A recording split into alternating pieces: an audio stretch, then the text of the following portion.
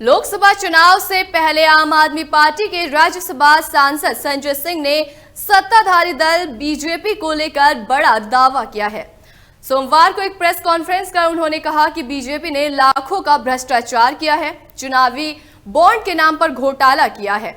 घाटे वाली कंपनियों ने बीजेपी को सबसे ज्यादा चुनावी चंदा दिया है। उन्होंने कहा कि सुप्रीम कोर्ट की वजह से ये घोटाला सामने आया, इसके लिए मैं सुप्रीम कोर्ट को धन्यवाद देना चाहता हूं।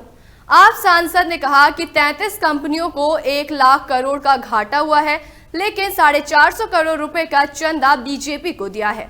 वहीं एक कंपनी अपने मुनाफे का 93 गुना चंदा दिया। 6 कंपनियों ने बीजेपी को 600 करोड़ का चंदा दिया। 17 कंपनियों ने जीरो टैक्स दिया है। संजय सिंह ने कहा कि प्रेस कॉन्फ्रेंस लीड करने का कारण यह है कि भाजपा का भ्रष्टाचार खोजने में कुछ नए तथ्य सामने आ जाते हैं। कितने सुनियोजित तरीके से पर्दे के पीछे लोगों से छिपाकर बीजेपी ने लाखों करोड़ों का घोटाला किया है। इलेक्टोरल बॉन्ड के नाम पर यह घोटाला हुआ। आप सांसद ने कहा कि लाखों करोड़ों के टैक्स की छूट देकर कंपनियों को करोड़ों का टेंडर दिया गया। संजय सिंह ने और क्या क्या कहा है, आप भी जानिए।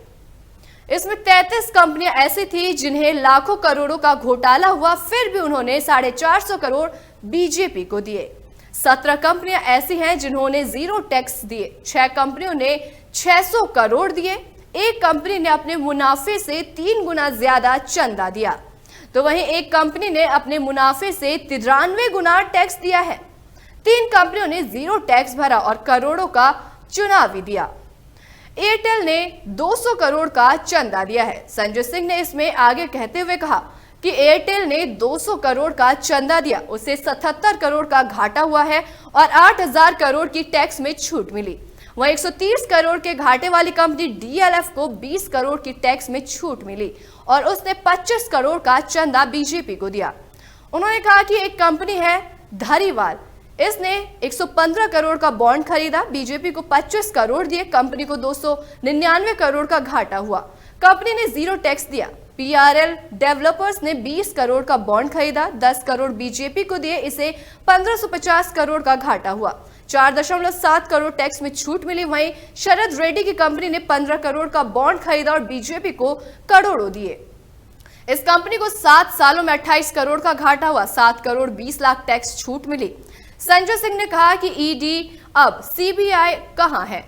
ये कागज पर बनी कंपनी घाटे में होने के बावजूद बीजेपी को चंदा दे रही है। 2017 में चुनाव आयोग का एक नियम था कि अगर किसी कंपनी को पिछले 3 सालों में मुनाफा हुआ है तो वो उसका 7% ही पार्टी को चंदा दे सकते हैं।